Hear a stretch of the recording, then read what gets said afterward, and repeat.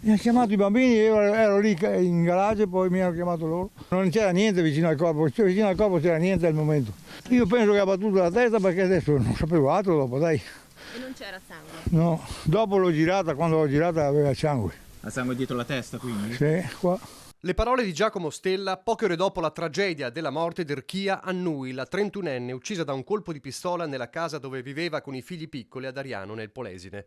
Era il 29 marzo 2023 e in quel momento la vicenda aveva ancora i contorni del giallo, ma non passò molto tempo prima che l'atroce verità venisse a galla.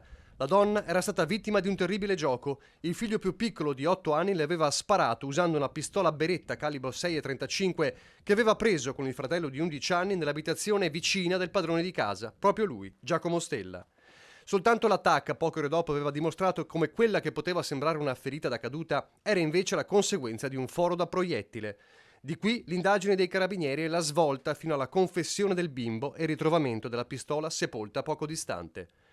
Per il giudice l'82enne Stella fu colpevole di non aver controllato che l'arma non fosse a portata di bambini. Per questo lo ha condannato con rito abbreviato a 2 anni e mezzo di reclusione più una provvisionale di 100.000 euro per concorso colposo in omicidio colposo e omessa custodia della pistola che era in un comodino nella sua camera da letto.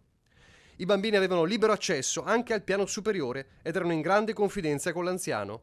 Un'arma che non avrebbe dovuto essere lì e che il bimbo inconsapevolmente aveva trasformato in uno strumento di morte. Il difensore di Giacomo Stella ha già annunciato ricorso in appello. È stato un fatto eccezionale, ha detto il legale, non si è contestualizzata la vicenda. La pistola era nel comodino perché Stella è anziano, viveva da solo in mezzo alla campagna e gli serviva per difesa personale, dunque doveva averla subito disponibile.